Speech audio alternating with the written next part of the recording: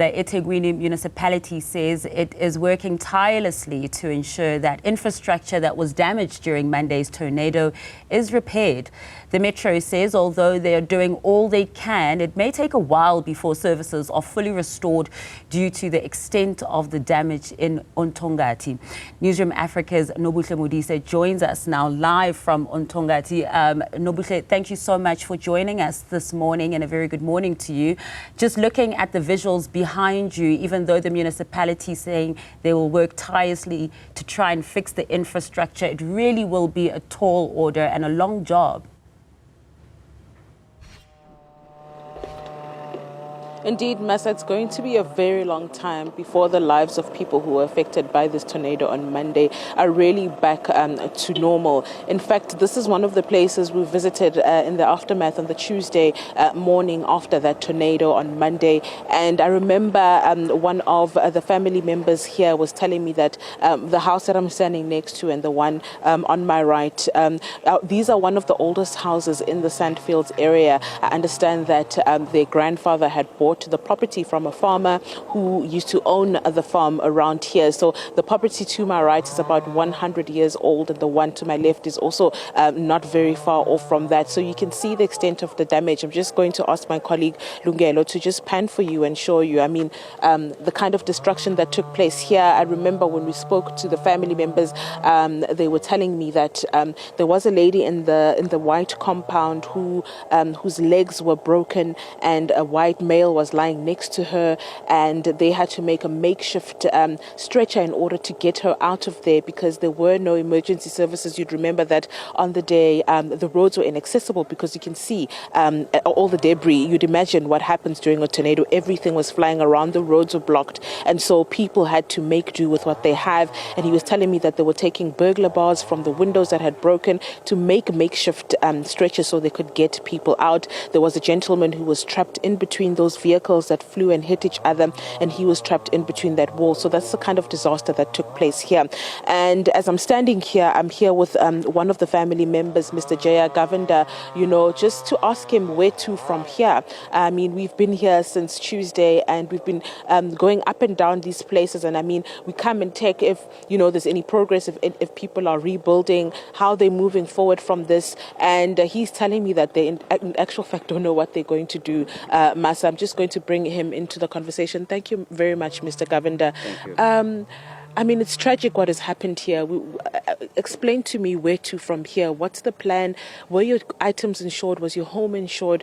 What are you going to do? We really don't know what we're going to do.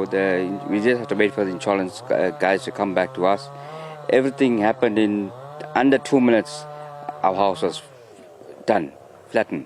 Can you maybe take us through what happened on the day? I understand that your mom was hurt badly.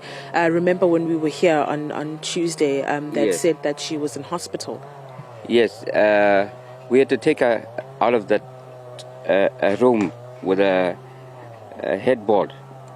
We had to jump over the windows, get her out through the window at the back of the bedroom, and put her into a bakkie and rush her to hospital. Outside of the insurance, Mr. Govender, do you think you're going to be able to rebuild your house? Because it's not just the roof that's been torn off. The entire house has been completely demolished. Yeah, the entire house has been down. You can see actually the roof. I've got 4 vehicles that's all right off, and we don't know what we're going to do. Thank you very much, Mr. Govender. You can hear, Masa, that Mr. Govender is actually quite helpless. He can't give me any answers to the questions that I'm asking him.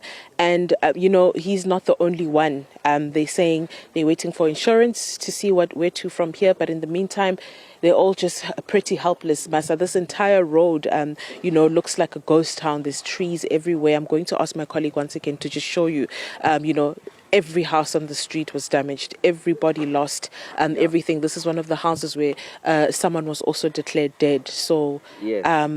it's quite difficult, Masa, and people just don't know where to go from here, what to do. Many of them waiting on their insurance claims to be approved and the insurance companies to come on board.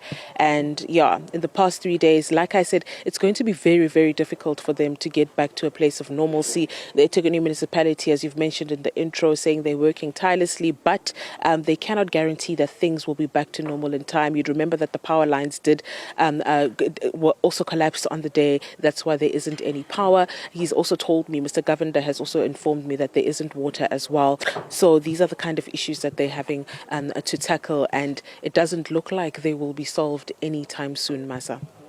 And Nobuhle, who can blame Mr. Governor for feeling that helpless and not knowing what to do? Earlier, we crossed to another devastation where Sipa Kema was in the Eastern Cape, and some residents there were saying that they're sleeping in their homes even though they've been flooded.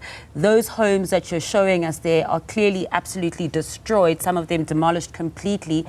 The residents in that area, where are they spending their nights? Is there a community hall for them to go to, or are they left to their own devices? So yes, Masa, there are community halls that have been allocated, for those who have been displaced, especially for the people in Makabeni, which is an informal settlement, and the people here. But you'd remember that there was an element of looting that was taking place here, especially on this side, which is a suburb, where, they'd wait till it gets dark and then they'd come in and take whatever they can take from the homes. So some people aren't even going to those places that have been designated by local government. They're staying in their homes, or they're staying with families, or they're paying for extra security to ensure that their goods are safe. And those who can't afford any of that are unfortunately standing guard and sleeping in this mess that you can see here, Masa. An absolute tragedy. Thank you so much for that update. That's our reporter Nobuhle Modise, all the way in KZN, at that devastation.